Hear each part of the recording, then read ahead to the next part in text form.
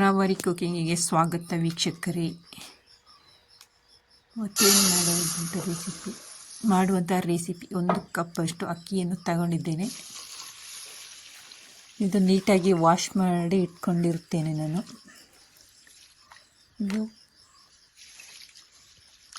Bullet jeera ರೈಸನ್ನು ತಗೊಂಡಿದ್ದೇನೆ.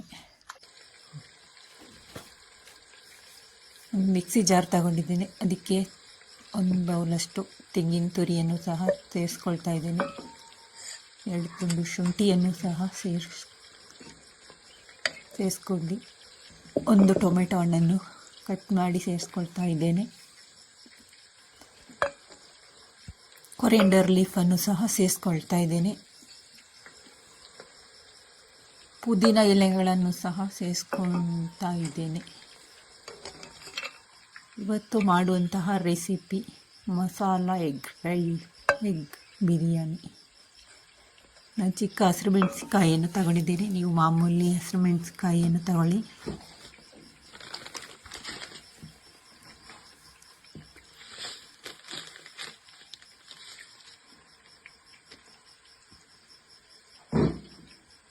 ಒಂದು ಚಮಚದಲ್ಲಿ 1 tea ಚಮಚ ಜೀರಿಗೆಯನ್ನು ಸಹ ಸೇರಿಸ್ಕೊಳ್ತಾ ಇದ್ದೇನೆ.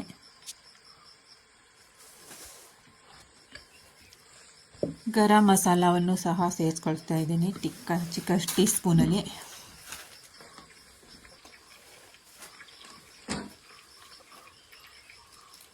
ಒಂದು ಚಮಚ ಧನಿಯಾ ಪೌಡರನ್ನು ಸಹ ಸೇರಿಸ್ಕೊಳ್ತಾ ಇದ್ದೇನೆ. ಇದಕ್ಕೆ 4 ಎಸಳು ಬೆಳ್ಳುಳ್ಳಿಯನ್ನು ಸಹ ಸೇರಿಸ್ಕೊಳ್ತಾ ಇದ್ದೇನೆ. ಇದನ್ನು ಗ್ರೈಂಡ್ ಮಾಡಿ ತಗೊಳ್ಬೇಕು. ಈ ಥರ ಗ್ರೈಂಡ್ ಆದರೆ ಸಾಕು. ಗ್ಯಾಸ್ ಹಚ್ಚಿ 1 ಕುಕ್ಕರನ್ನು ಬಿಸಿ ಮಾಡಿ ಇದಕ್ಕೆ 5 ಚಮಚದಷ್ಟು ಎಣ್ಣೆಯನ್ನು ಹಾಕಬೇಕು.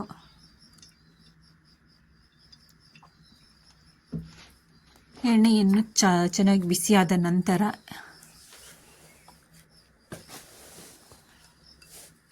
ಒಂದು ಚಮಚ ತುಪ್ಪವನ್ನು ಸಹ ಸೇರಿಸ್ಕೊಳ್ತಾ ಇದ್ದೇನೆ. ನೀವು ತುಪ್ಪವನ್ನು ಬೇಡ ಅಂದರೆ ಬರೀ ಎಣ್ಣೆಯನ್ನು ಮಾತ್ರ ಸೇರಿಸ್ಕೊಳ್ಬೋದು. 1 ಆನಿಯನ್ ಕಟ್ ಮಾಡಿ ಹಾಕ್ಕೊಳ್ತಿದ್ದೇನೆ. ಕರಿ ಲೀವ್ಸನ್ನು ಸಹ ಸೇರಿಸ್ಕೊಳ್ತಾ ಇದ್ದೇನೆ.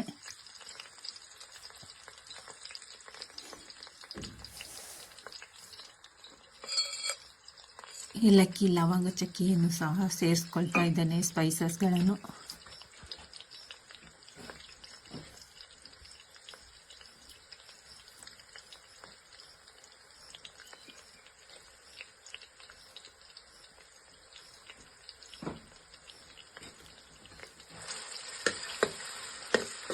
ಇದನ್ನು ಮಿಕ್ಸ್ ಮಾಡಿ ಎಣ್ಣೆಯಲ್ಲಿ ಸ್ವಲ್ಪ ಫ್ರೈ ಮಾಡಿ ಈರುಳ್ಳಿಯನ್ನು ನಂತರ ರುಬ್ಬಿರುವ ಮಸಾಲೆಗಳನ್ನು ಆ್ಯಡ್ ಮಾಡಬೇಕು. ಇದರ ಜೊತೆ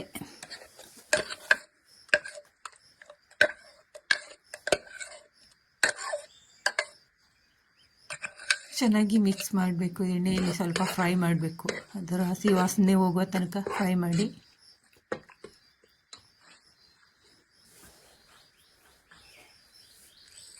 ರುಚಿಗೆ ತಕ್ಕಷ್ಟು ಉಪ್ಪನ್ನು ಸಹ ಸೇರಿಸ್ಕೊಳ್ತಾ ಇದ್ದೇನೆ. ನಂತರದಲ್ಲಿ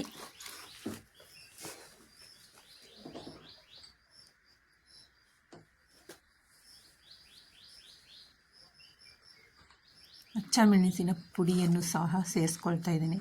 ನಾನು ಹಸಿರು ಮೆಣಸಿನಕಾಯಿ ಸೇರಿಸಿದೆಲ್ವ, ಸ್ವಲ್ಪ ಸೇರಿಸ್ಕೊಂಡ್ರೆ ಸಾಕಾಗುತ್ತೆ. 1/4 ಟೀ ಸ್ಪೂನಷ್ಟು ಅರಿಶಿಣದ ಪೌಡರನ್ನು ಸಹ ಸೇರಿಸ್ಕೊಳ್ತಾ ಇದ್ದೇನೆ. ಎಲ್ಲವನ್ನು ಚೆನ್ನಾಗಿ ಮಿಕ್ಸ್ ಮಾಡಿ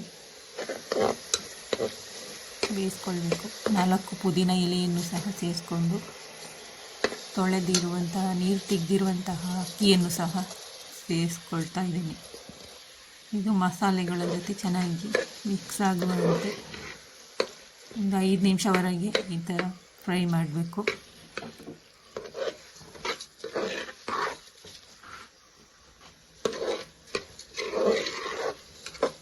ಆವಾಗ ಮತ್ತು ನಮ್ಮ ಎಗ್ ಮಸಾಲ ಪಲಾವು ಟೇಸ್ಟಿಯಾಗಿ ಬರುತ್ತೆ.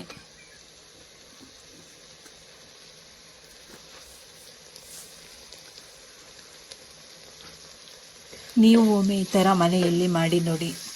ತುಂಬಾ ಈಸಿ, ತುಂಬಾ ಚೆನ್ನಾಗಿ ಟೇಸ್ಟಿಯಾಗಿ ಬರುತ್ತೆ. 1:2 ನೀರನ್ನು ಹಾಕ್ಕೊಳ್ಬೇಕು. 1 ಕಪ್ ಅಕ್ಕಿ ತೊಗೊಂಡ್ರೆ 2 ಕಪ್ಪಷ್ಟು ನೀರನ್ನು ತಗೊಳ್ಳಿ.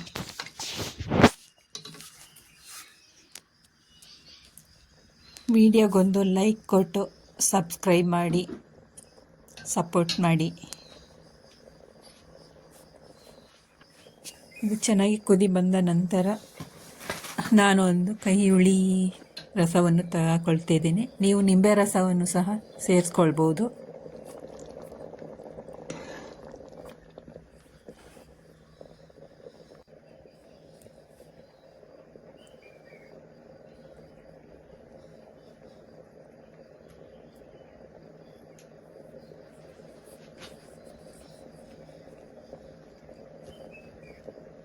ಕೊರಿಯಂಡರ್ ಲೀಫನ್ನು ಸಹ ಸ್ವಲ್ಪ ಆ್ಯಡ್ ಮಾಡ್ತಾ ಇದ್ದೇನೆ. ಕುದಿ ಬಂದ ನಂತರ ವಿಸಿಲೇನು ಹಾಕೋದು ಬೇಡ. ಹಾಗೆ ಕುದಿ ಬಂದ ನಂತರ ಇದಕ್ಕೆ ಮೊಟ್ಟೆಯನ್ನು ಒಡೆದು ಹಾಕ್ಕೊಳ್ತಾ ಇದ್ದೇನೆ. ನಾನೊಂದು 3 ಮೊಟ್ಟೆಯನ್ನು ಸೇರಿಸ್ಕೊಳ್ತಾ ಇದ್ದೀನಿ. ನೀವು ಎಷ್ಟು ಬೇಕಾದರೂ ಸೇರಿಸ್ಕೊಳ್ಬೋದು.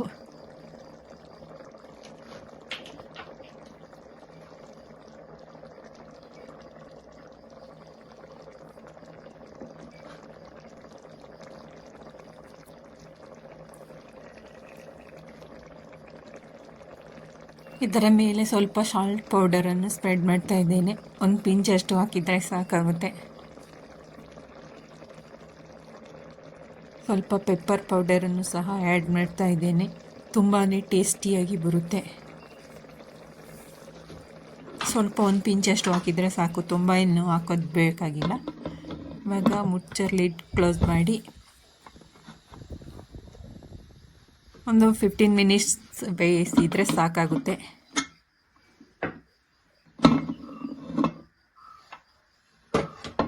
ಫೈನಲಿ ಈ ಥರ ಆಗಿದೆ ನೋಡಿ. ಇವಾಗ ಇದು ಉದುರಾಗಿ ಬಂದಿದೆ. ನೀವು ಒಮ್ಮೆ ಈ ಥರ ಮಾಡಿ ನೋಡಿ, ಟ್ರೈ ಮಾಡಿ. ಮಕ್ಕಳಿಗೂ ಮಾಡಿಕೊಡಿ.